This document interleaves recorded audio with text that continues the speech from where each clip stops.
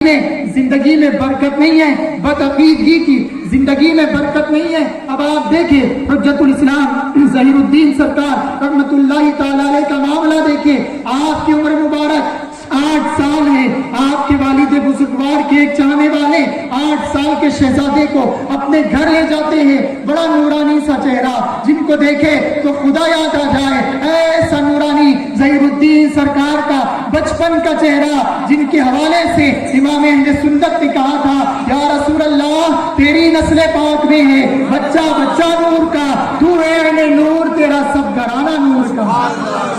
جن کے چہرے کو دیکھے تو خدا یاد آ جائے۔ 6 سال 8 سال کی عمر شریف ہے، انہوں نے گھر پہ لے گئے، لے جانے کے بعد شہزادہ آیا تو کچھ تبرکن مٹھائی پیش کی، آپ نے تناول نہیں کی۔ کہا شہزادے ظہیر الدین سرکار سے عرض کیا کھا لیں؟ کہا نہیں، ہم آپ کے ہاں کا کھانا نہیں کھائیں گے۔ کہا آپ کیوں نہیں کھائیں گے؟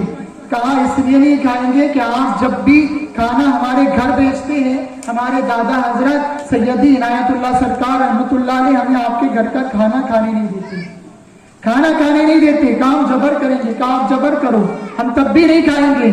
وہ صاحب بڑی کوشش کی لیکن شہزادے راضی نہیں ہوئے، اس لیے کہ ان کے گھر کا کھانا اگر خانقاہ میں آتا تو عنایت اللہ سرکار دوسرے افراد کو کھلا دیتے لیکن خود اور اپنے اہل خانہ کو نہیں کھلاتے۔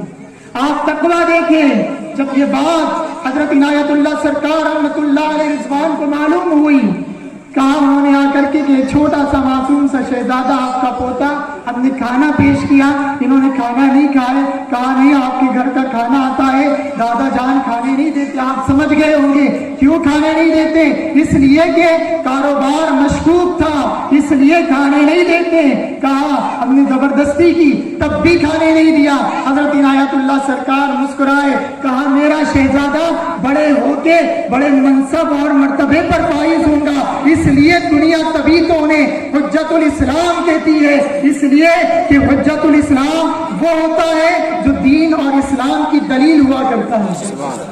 حجت دلیل کو کہتے ہیں، حجت الاسلام اسلام کی دلیل، جن کی سیرت، جن کی صورت، جن کی زندگی، جن کا زندگی کا نقطہ محور اور اللہ رب العالمین سے اتنا مضبوط۔ آپ نے سنا نقش بندیوں کے اولیاء اللہ سے جو جڑتا ہے اس کا دل مراقبے کی کیفیت سے اللہ اللہ پکار اٹھتا ہے۔ اور ان پیر ایران اعظام کا معاملہ یہ تھا، جس پتھر پر بیٹھ کر ظہیر الدین سرکار ذکر کرتے، تجلیات الہی کا ایسا نزول ہوتا کہ پتھر پر بیٹھنے کے آپ کے نشان مرتب ہو جایا کرتے، مرتب ہو جاتے۔ یہ تعلق اللہ رسول سے مضبوط تھا۔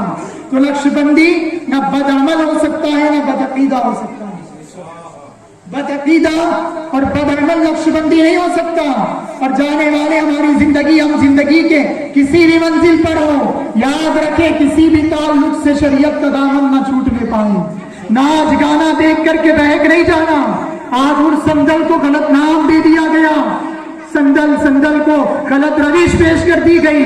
سندل تو وہ ہوتا ہے کہ اللہ کے ولی کی بارگاہ میں مزار شریف کے سیدھے جانب بیٹھ جائے، دل اللہ کے ولی کی مزار کی طرف متوجہ ہو اور دل پکار اٹھے اللہ اللہ کی صداؤں سے، دل روشن ہو جائے، ذہن روشن ہو جائے، فکر روشن ہو جائے۔ آج سندل کو ایک نیا رخ دے دیا گیا۔ ہمارے علاقے کی ہم بات کرتے ہیں، مزاج ہمارا بدل گیا۔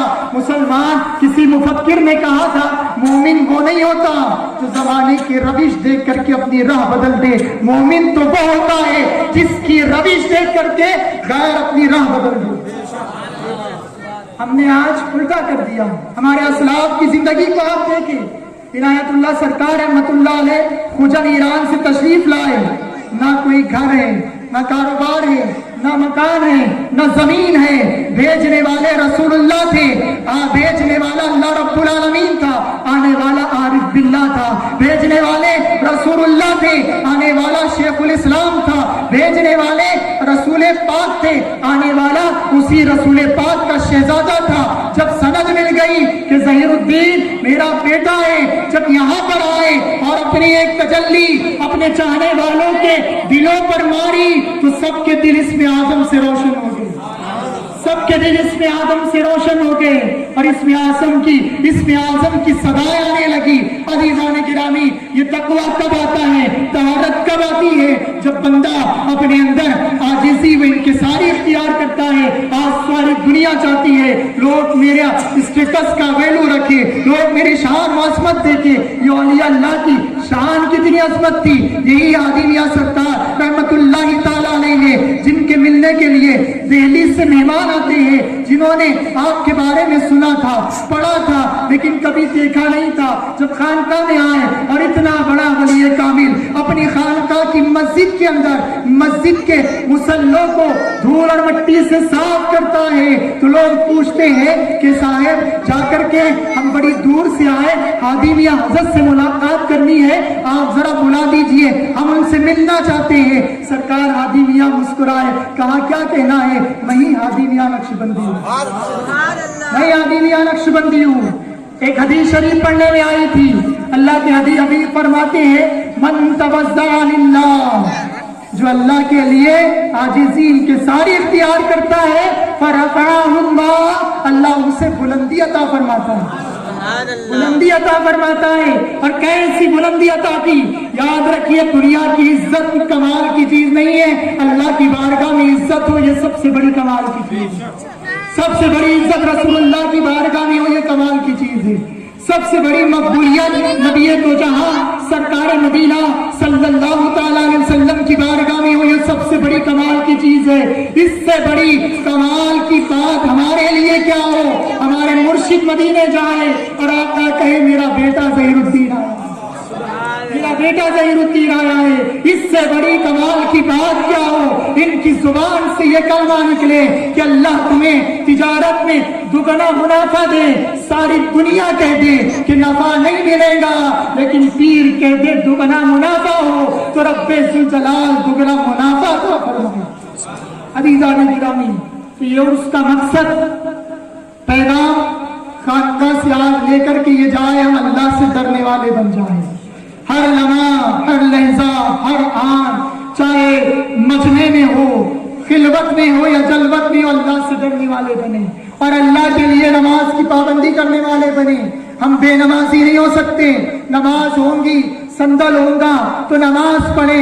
ये उर्स, ये महफिल सजाने का मकसद यही है कि कुछ अर्ज करके, और ये हमारे बुजुर्गों से चलता है, उर्स हमारा तरीका जो है ये असलाफ से चलता आ रहा है। कभी तफसीर के दर्स की शक्ल में, कभी हदीस के दर्स की शक्ल में, कभी फिक़ह के दर्स की शक्ल में, कभी उर्स मुबारक के अंदर बयान और जो है तो नसीहत की शक्ल में बुजुर्गान दी साहिब सज्जादगाह चचा हुजूर के बिला नसीहतें करते हैं, इसलिए कि हमारी जिंदगी राह रास्त पर आ जाए। मुरीद होने का मकसद ये नहीं है और पीर ये नहीं सोचता कि मेरे मुरीदों की तादाद कितनी है, तादाद नहीं देखी जाती, अल्लाह की बारगाह में दिल देखा जाता है, दिल देखा जाता है।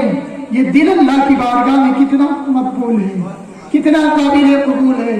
तो मुरीद बनने का मकसद दुनिया की लालच नहीं, बल्कि अल्लाह की जात का इरफान होना चाहिए, अल्लाह के रसूल का इश्क होना चाहिए। अजीज़ान